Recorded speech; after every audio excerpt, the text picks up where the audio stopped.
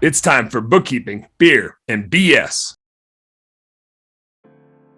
Can you give me, so you're automating marketing in sales, obviously, and I'm assuming estimates, because Dylan talked about that last week with you, right? Correct. And so what other piece to it is there? So you got sales, you've got the customer service end of it, and estimates. What else is there? So I think the first thing we want to hit on, and I think this is important, so we have time, we should definitely circle back and kind of recap and really dive in deep what Dylan said on a high level, and kind of give you the 40,000 square foot view. But my mission right now is to help business owners take their life back. Whether they work with me, they work with you, I don't care if they do it themselves. I just want people to understand that they don't want to make the same mistakes that I did earlier. And some of the stuff, honestly, we were lucky enough to get right. Other stuff we failed on and we had to figure it out. So right now with COVID, the biggest shift right now is in buying habits. So big question for the two of you guys, a little pop quiz.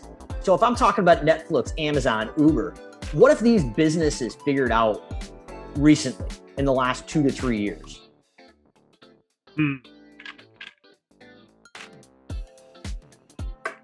Any thoughts? No, I don't. I'm gun shy. I feel like I'm gonna get it wrong. Well, I don't know if you're going to get it wrong, but basically what they figured out is how to create real-time on-demand buying for their consumers. So very similar to Uber or Lyft. So literally, like, we go to a conference once conference season ever comes back, and we get on our phone and we go and literally get, basically a cab, but now it's on demand. So if you went to a cabbie in New York City or LA, you out of business, they would have said you're nuts. But that technology and on-demand buying literally put them out of business. Technically, I mean, there's a few hanging around, but that's not the way people buy. Another interesting analogy is just to put it in perspective of what most service businesses are doing right now. In my opinion, if you continue to do business this way, the early adopters are going to run you out of town. Imagine it's the holiday season. We're going into a big box store like Best Buy, and they sell these massive big screen TVs like behind here for, a couple $100. Very cheap, right?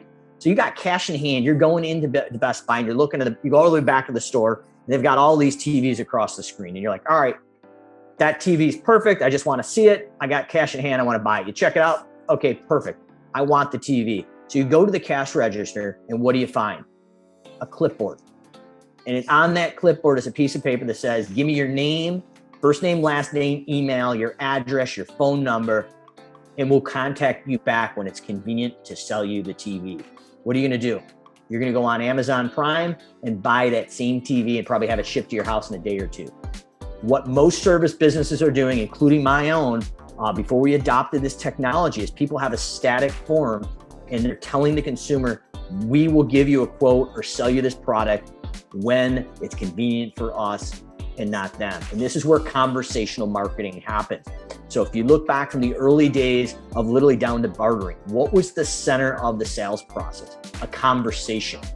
So how can we create a automated but personal conversation on our website to create real-time buying, no matter the industry, whether it's lawn care, home cleaning, pressure washing, general contracting, hardscaping. We've built these or helped people build these in all these different industries, and we're seeing amazing results. But if people are going to your website and not having the ability to have an automated buying experience, they're leaving. Now, some people still want those forms, so you don't want to get away from the forms. I'm going to interrupt real quick, Mike. Let me push back on something a little bit, and that is you're using the example of Amazon. So we're in the service business, all of us, right?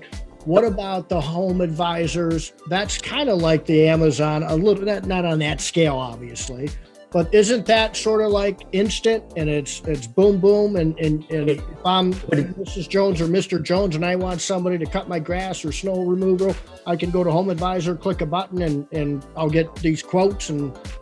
But those aren't real-time quotes. Those 90% of those products are I'm going in, I'm getting a lead on my phone and I got to go in as a contractor and figure that out. What I'm talking about is going in, let's use the example of lawn care or home cleaning, because those are two really relatable examples, but we've seen this in pressure washing, soft washing, window cleaning. But the idea is literally you go in and there's a bot on the bottom of the website or in social media. So it'll work on your Facebook page, your Instagram, or on your website, platform independent. But the idea is it goes in and it pops up. The one I used to my lawn care company, we've been using this 5 or 6 years with snow removal lawn care, but it popped up as a picture of Bill Murray from Caddyshack with the hose, spraying the gopher. You got to pay attention to that. Yeah. It was engaging, but it was like, hey, I'm Bill, Mike's automated personal assistant. There's a couple things I need to get from you before I can actually have a conversation. Now you can be very transparent that there's not a person there, or you can play the game that there actually is a person there. I recommend having some fun with it, making it engaging. And it says, hey, after I get this information, we'll get you a live person to get you a live quote. But the idea is we get their name and they plug in their address. So we just grab the street address and it ties in to a product like Zillow. And it behind the scenes within seconds, it's saying, okay, 123 Main Street, is this a real address? Yep. Okay. What's the zip code? Does that confirm? Yep. And then it grabs either the gross square footage of the lot or the livable square footage for home clean. Nice. Now you've got actually real data, but we're having a natural conversation. So we're asking questions back and forth as you and I are kind of rapping here. It's not literally filling out a form. Hey, what's up, business nerd? Thank you so much for tuning in. I hope you learned a heck of a lot watching that episode. Do me a favor, subscribe right down here. And if you really like what you saw, you got more goods right here. Check out this one or check out this one and do this. Go subscribe. Appreciate you. Work smarter, work harder, go earn yourself some pride. Catch you on the next one.